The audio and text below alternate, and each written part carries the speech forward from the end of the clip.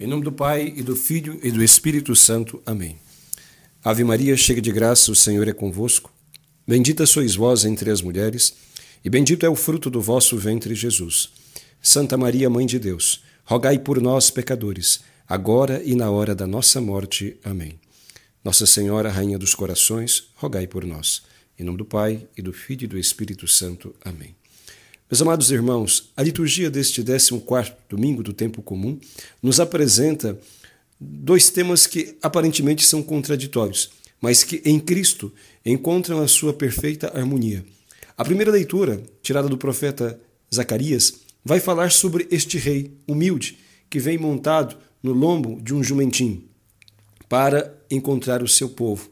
E ao mesmo tempo, na mesma leitura, diz que este rei é senhor de toda a terra, que domina toda a terra. Em Cristo, portanto, estas duas coisas têm uma harmonia e uma ressignificação, um significado novo, diferente daquele entendimento que o mundo tinha até então, onde o poder era sinônimo de exaltação de si mesmo, de arrogância, de demonstração de força bruta e poderio. Em Cristo, o poder tem outra dimensão. Quanto mais poder alguém tem, mais servidor se torna. Por isso ele falou uma vez para os seus apóstolos: quem dentre vós quiser ser o maior, seja o servo de todos. Quem quiser ser o primeiro, seja o escravo de todos. Em Cristo, a humildade é o verdadeiro poder. Ali reside a força do ser humano, na capacidade de se controlar, na capacidade de dominar a si mesmo, não os outros, na capacidade, portanto, de harmonizar as suas paixões e submeter a sua vontade completamente a Deus, nosso Senhor. Nisto reside a grandeza do ser humano. É por isso que nosso Senhor exulta de alegria quando, pregando para uma multidão, de repente para e faz desta oração tão diferente, aonde ele exulta e louva o Pai por ter escondido estas coisas aos grandes, aos poderosos, aos entendidos e as terem revelado aos humildes, aos pequenos. De que coisas nosso Senhor está falando? Do que Jesus está dizendo? É justamente sobre este entendimento. As coisas são estas: a graça de Deus. Revelastes aos pequeninos no que reside a verdadeira grandeza.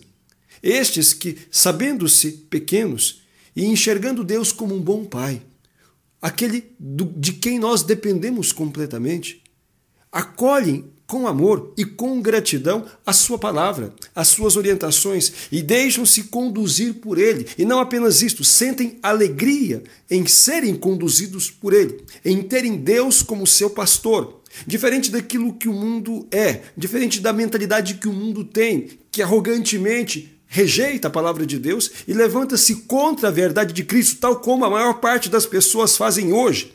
A grande parte das pessoas hoje possuem este espírito mundano, arrogante, que coloca-se contra a verdade de Cristo. Quantas pessoas que no auge da sua petulância se levantam e dizem que não aceitam esta lei, aquela outra, aquilo que a igreja ensina, como se fosse doutrina da igreja, aquilo que ela transmite em nome do seu Senhor. Quantas pessoas que rejeitam o mandamento que diz que devemos guardar o domingo? Quantos que rejeitam o mandamento do Senhor que diz que nós devemos nos confessar? Quantos que rejeitam a lei de Deus que diz da fecundidade que um casal unido por Deus deve então ter na sua vida matrimonial, aceitando os filhos que ele enviar? Quantos que rejeitam a lei de Deus que condena a prática sexual fora do matrimônio, que condena o adultério, que condena a prática homossexual? Quantos que rejeitam a lei de Deus que condena a convivência sem a bênção do sacramento do matrimônio? Quantos que rejeitam a lei de Deus que condena tudo aquilo que é contrário à nossa natureza, tudo aquilo que é contrário que é obstáculo à nossa própria santificação e, portanto, à nossa própria felicidade? As pessoas que hoje, portanto, arrogantemente se levantam contra a lei de Deus, estão aí no rol, estão neste conjunto que Jesus descreve. Estes que o Senhor chama de entendidos, arrogantes, orgulhosos, de quem o Pai esconde o seu segredo, de quem esconde estas coisas. Estas coisas significa a compreensão, da grandeza, da humildade, a compreensão de que a palavra de Deus é o que nos torna realmente pessoas felizes. Nós precisamos deixar-nos conduzir por esta palavra. Jesus, ele sente alegria, o coração de Deus exulta quando um fiel, quando uma pessoa, ela acolhe com simplicidade a pregação do Evangelho. Como crianças que acolhem a orientação dos seus pais porque o amam, porque confiam em sua palavra, porque sabem que este pai lhes quer o bem, este pai deseja a sua felicidade. Estas pessoas são aquelas pequeninas das quais nosso Senhor fala. Estes dos quais Jesus outra vez disse que são estes que tornam-se como crianças que herdam o reino dos céus. E disse para todos, se nós não nos tornarmos como crianças, no sentido de simplicidade, no sentido de acolher, de confiar no Pai que nos transmite a sua vontade, através das suas leis, dos seus mandamentos, se nós não tivermos essa postura de acolhimento, de confiança, de deixar-nos conduzir por Ele, nós não entraremos no reino dos céus. A segunda leitura vai nos falar sobre isto, vai nos falar da postura de alguém que se deixa conduzir pelo Espírito de Cristo e de alguém que se conduz pela carne. A segunda leitura, tirada da carta aos Romanos, São Paulo vai explicar àqueles a quem escreve e a todos nós esta verdade, que nós não devemos viver segundo a carne, leia-se aqui, segundo o espírito do mundo, segundo o espírito de arrogância que rejeita a lei de Deus. Mas devemos nos conduzir pelo Espírito Santo de Deus, ou seja, como crianças que não colocam resistência ao seu Senhor, não colocam resistência à palavra do Pai do céu.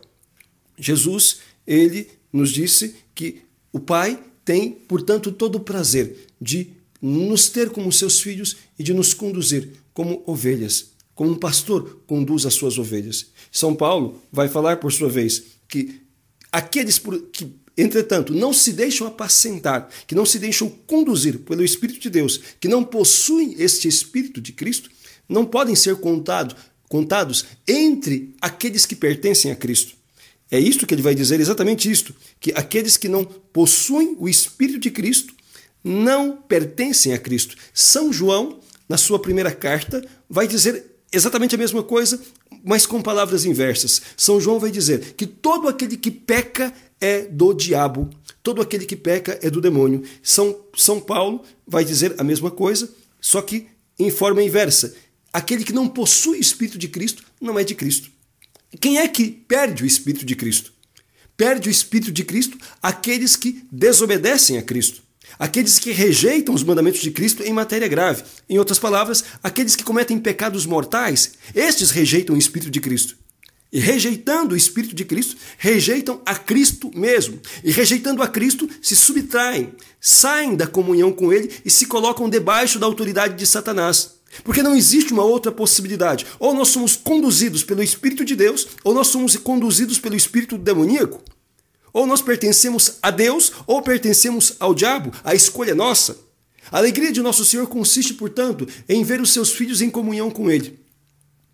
Entretanto, aqueles sábios e arrogantes, que achando-se mais sabidos, mais entendidos do que Deus, desprezam a lei de Deus, estes são contados entre os filhos daquele que foi rebelde desde o princípio, daquele que foi desobediente desde o princípio, aquele que foi homicida desde o princípio, filhos de Satanás. Amados irmãos, isto é muito sério e nós precisamos refletir nestas coisas, a fim de que nós não caiamos neste mesmo erro, conduzindo-se pelas nossas mentalidades, pelas mentalidades mundanas, pelo querer da carne, afastamo-nos desta graça e desta comunhão com Deus. É preciso que nós meditemos, porque hoje a grande parte das pessoas tem exatamente esta postura arrogante diante da palavra do Senhor. As pessoas não aceitam o Evangelho, não aceitam a palavra de Deus. Quantos, mesmo estando dentro da igreja, vivem de maneira mundana, rejeitando o Evangelho, querendo então acender uma vela para Deus, outra para o diabo, achando-se grandes cristãos, grandes católicos, pelo fato de irem à missa ao domingo alguma vez, ou de terem alguma devoção à Nossa Senhora, ou algum santo, ou de fazerem algum tipo de obra de caridade. Isso por si só não é suficiente. Isto por si só não basta. Nós temos que ter obediência ao Evangelho. Por isso Jesus disse, muitas vezes, que não é quem diz Senhor, Senhor que entra no céu, mas quem obedece à palavra de Deus, são estes os que se salvam. Ser como uma criança significa exatamente isto: acolher a palavra de Deus, confiar em Deus, alegrar-se por deixar-se conduzir pelo Senhor, por perceber o carinho, o cuidado que Deus tem conosco. Irmãos, é isto que nós devemos fazer, ter esta convicção de fé. Precisamos ter essa convicção de fé, buscar cada vez melhor a compreensão da nossa fé, do caminho que Deus traçou para nós, a fim de que nós possamos, de fato, iluminar a nossa vida e, através da nossa vida com Cristo, iluminar também o mundo que nos cerca. Jesus quer que o seu povo se salve. Ele veio ao mundo para isto, ele morreu na cruz por isto, com o objetivo de nos reconciliar com o Pai. E este é o grande desejo do coração de Cristo, que todos se salvem. Mas é preciso que nós façamos a nossa parte. Primeiro, buscar o conhecimento da verdade. Buscar o conhecimento da verdade, lendo, meditando a palavra de Deus, lendo, estudando o catecismo, buscando aquilo que a igreja nos ensina acerca do caminho de perfeição e de santidade. Depois, este esforço de vivência que nós precisamos todos os dias renovar. Todos os dias renovar, olhando, portanto, todos os dias aquilo que é a meta, olhando para a nossa vida, até onde nós estamos indo, nós temos que ir buscando adequar a nossa caminhada à vontade do Senhor, que tanto nos ama e quer a nossa felicidade.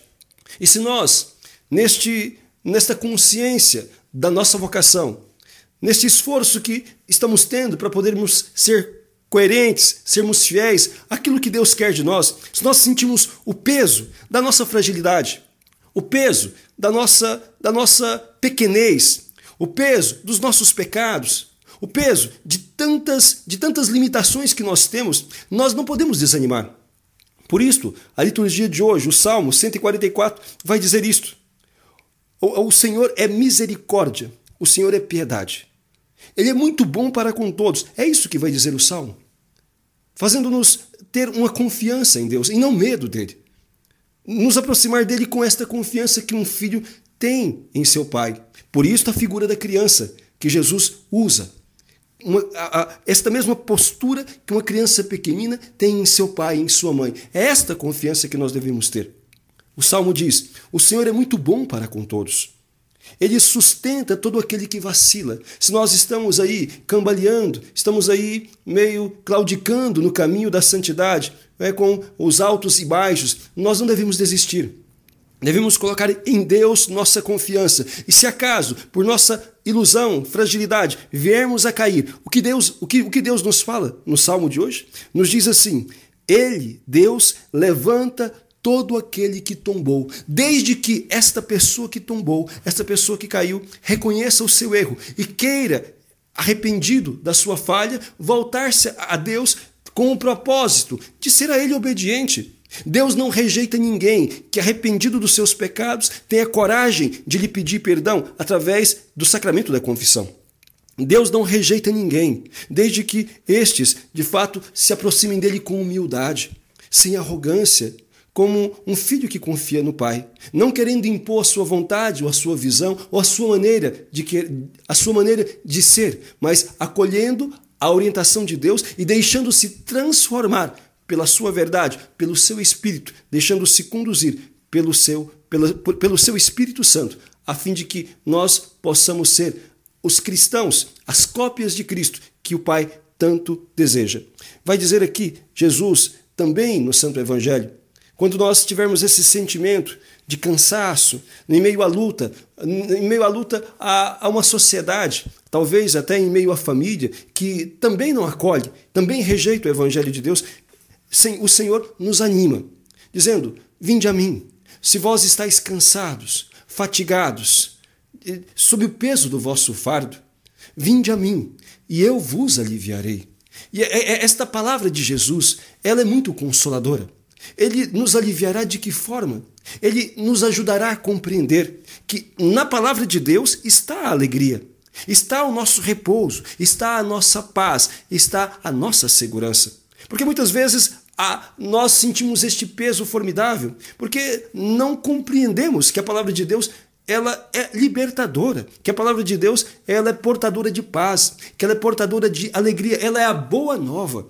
Não é uma boa notícia, ela não é um peso, ela não deve ser acolhida e nem compreendida como um peso. E é isso que Jesus nos faz compreender. Ele é manso e humilde de coração. A carta aos Hebreus vai dizer que Cristo, quando entrou no mundo, ele tinha um único propósito, que é: eis que venho ao Pai para fazer a tua vontade. Então, quando nós vamos a Cristo, ele nos faz compreender isto, nos faz compreender que a palavra de Deus é este restauro para a nossa vida. E no cumprimento da vontade do Senhor, nós encontraremos a leveza, nós encontraremos, portanto, este sentido, encontraremos esta paz que o nosso coração tanto anseia, essa alegria que o nosso coração tanto deseja, e depois a felicidade que a nossa alma busca incessantemente.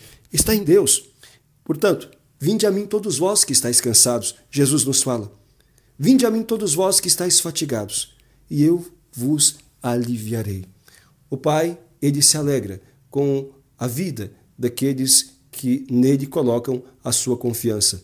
Meus amados irmãos, peçamos à nossa Mãe do Céu, a Santíssima Virgem Maria, que nos ajude nessa nossa caminhada. Ajude-nos, alcance-nos junto a Deus a graça dessa confiança, deste abandono que nós precisamos ter, a fim de que sejamos contados entre estes pequeninos, estes com o coração de criança, que vêm a Deus como Pai bondoso, que vêm a Deus como um Pai que quer o nosso bem e a nossa felicidade, e por isso mesmo deixam-se conduzir por Ele. Louvado seja nosso Senhor Jesus Cristo.